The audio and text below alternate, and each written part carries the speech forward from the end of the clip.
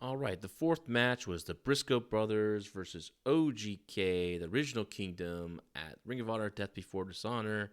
And business picked up for sure. This was a really good match. These teams, it felt like a big match. It felt like you had these two over teams in this company, and they delivered. The crowd was more for Briscoe Brothers, but there's a big group of fans that were for OGK. The Briscoe Brothers, like I said before, just one of the best tag teams in the world. I just love their look and their character and how they carry themselves in the ring. Mike Bennett's a solid worker. Matt Taven's, he's really good, very charismatic, and they had a good combination of a good mix, and it felt big. People, and as the match went on, people really started going back and forth who they wanted to win, and you could hear the OGK fans getting upset with the Briscoe Brother fans. There was dueling chants, and of course a lot of action from both teams.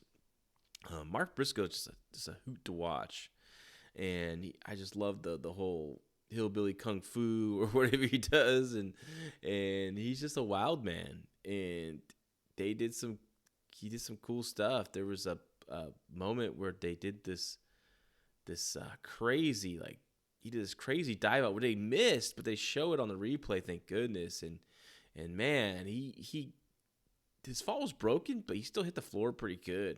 But he just gets up. He's just a freaking nut. These guys are just tough as nails. And they just go. It was wild. They did bring a chair in the ring, which, Ian Riccaboni was really quick to say that, they use a chair, but they don't use it against anyone. They use it to propel themselves off of, etc. Kind of like the old Sabu stuff, and that's why it's not a disqualification. I'm not a big fan of that, but it worked here, I guess. Crowd was into it. Crowd knew what was up.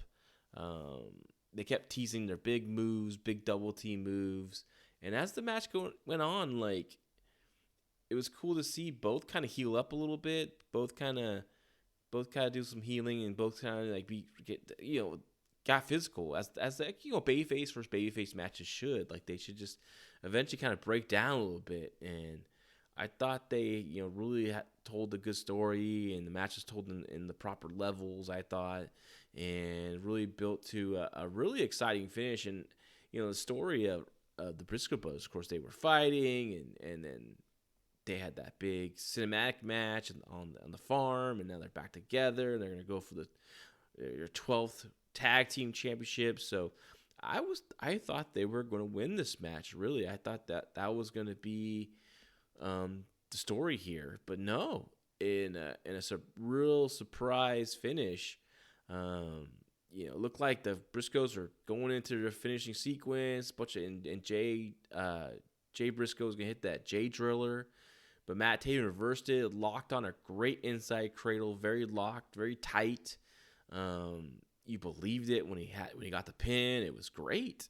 So I'm kind of shocked because Matt Taven it wasn't their television show. I saw it on the Twitter feed, but he cut this really great promo after Glory by Honor, where he lost to Vince in that cage match, about where he's going to be, what's he going to do next, and he just kind of seemed like a wrestler, like just